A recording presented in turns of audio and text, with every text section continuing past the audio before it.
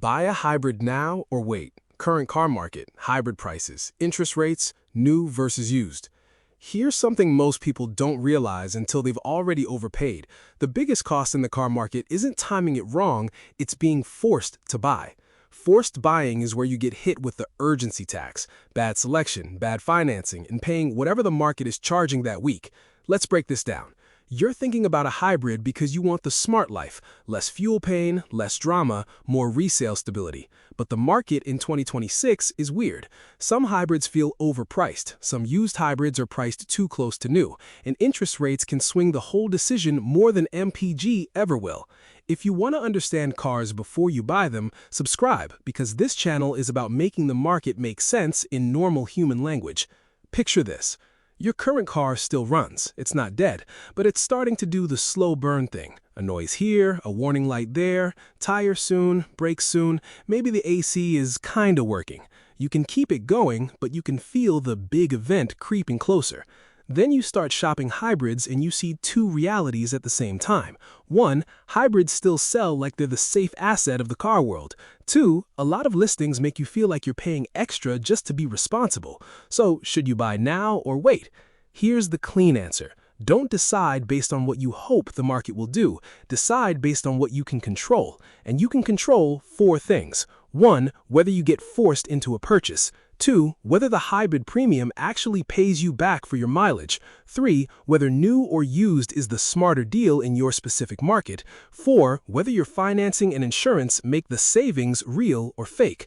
Let's go through each one. First, the market reality in 2026. Why hybrids still feel expensive. Hybrids are expensive right now for the most boring reason. They fit everybody. EVs can be great, but not everyone can charge at home or work reliably. Gas cars are simple, but fuel still hurts. Hybrids are the compromise that doesn't demand a lifestyle change. That means hybrid demand is broad. Commuters, families, rideshare drivers, people in apartments, people who road trip. And when demand is broad, prices stay firm. Also, hybrids aren't equally available across models and trims. Some manufacturers build plenty, others still have pockets of scarcity. Scarcity doesn't have to be no inventory to raise prices. It only has to be not the exact thing people want, and buyers will pay extra to avoid waiting. That's why you'll see something that feels irrational, a used hybrid listed close to new, which brings us to the first big "you'll be grateful you watched" rule. If used is priced too close to new, used isn't a deal, it's a convenience fee. Second, the single most important question, are you choosing to buy or are you about to be forced? This is the part people skip, and it's where the money is.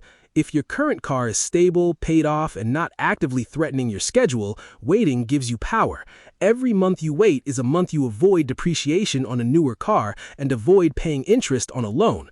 But if your current car is one failure away from forcing your hand, overheating history, transmission slipping, rust problems, repeat misfires, failing inspections, then waiting isn't saving money. Waiting is gambling that the breakdown won't happen at the worst possible time, and breakdowns always happen at the worst possible time.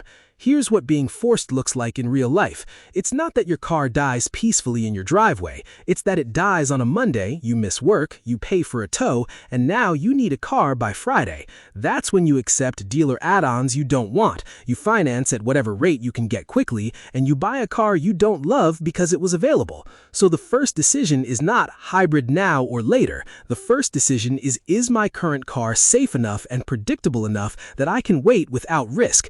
Here's a simple way to measure that without being dramatic. If you had a surprise $1,500 repair tomorrow, would you fix it and keep going, or would that force you into buying?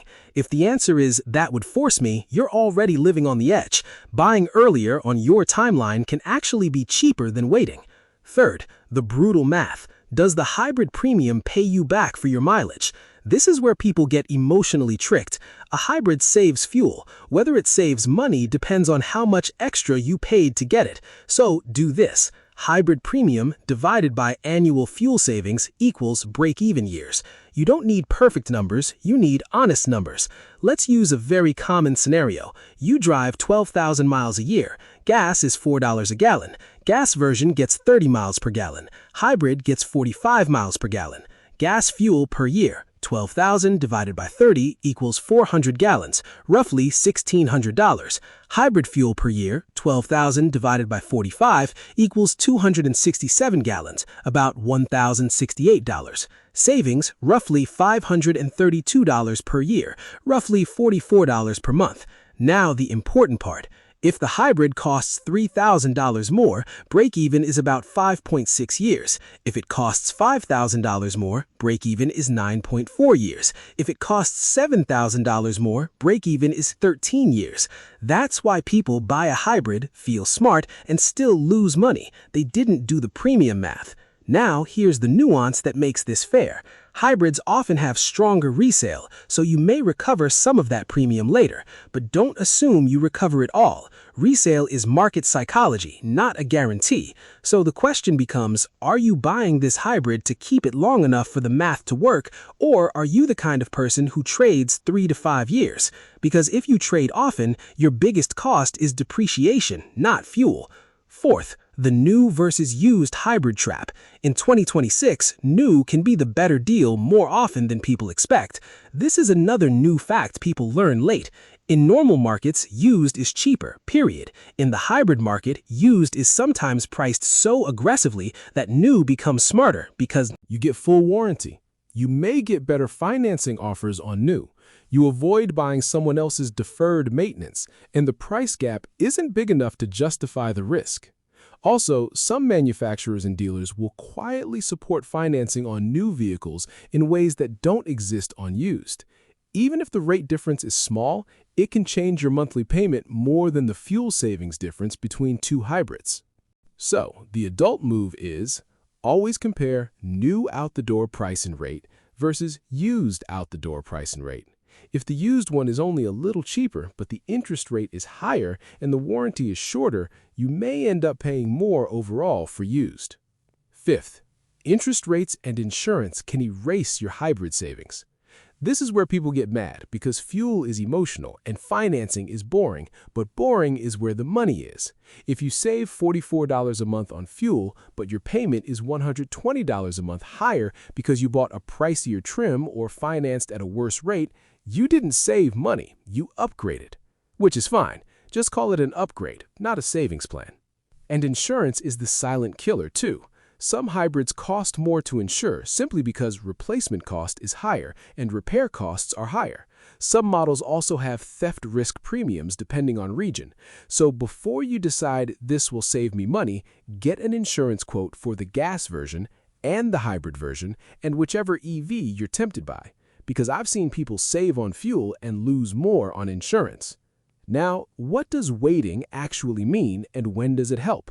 Waiting helps when you're waiting with a plan, not waiting with hope. Hope is prices will drop soon. A plan is I'm not buying until I see X deal or until my car hits X threshold. So, here's how to wait correctly. Set a trigger that makes you buy. Examples. If my current car needs a repair over $2,000, I buy. If I find the hybrid I want at MSRP with no add-ons, I buy. If interest rates drop and my payment hits my target, I buy. If I find a used hybrid with full maintenance history priced at least X below new, I buy. That turns waiting into a strategy instead of a guess.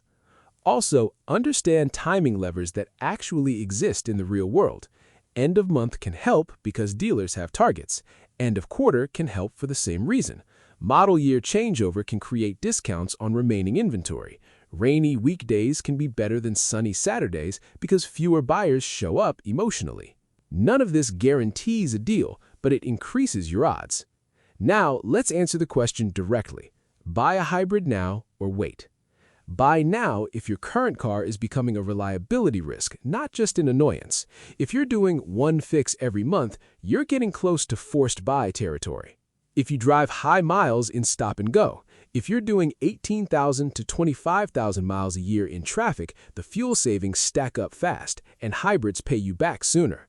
You found a fair deal. Fair deal means the premium makes sense, there's no nonsense markup, and you're not buying used at a price that's basically new.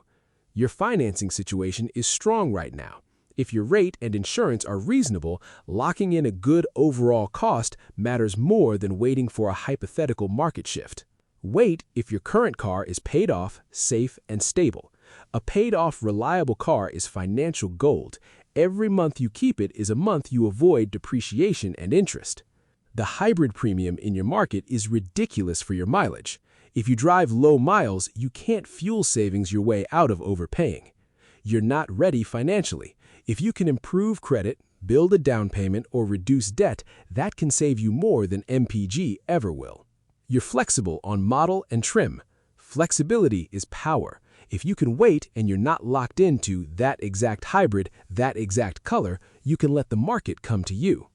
Now, here's the simple final filter. 2 numbers that decide almost everything. Number 1, your annual miles. Number 2, your hybrid premium. If you drive a lot and the premium is reasonable, buy. If you drive little and the premium is huge, wait. Or consider a good gas car or a used EV if you can charge. And if you want the next level clarity, tell me what you drive now, how many miles you drive per year, and the hybrid you're looking at with its price. I'll run the break-even with your real numbers and tell you whether waiting is smart or whether it's just delaying the inevitable.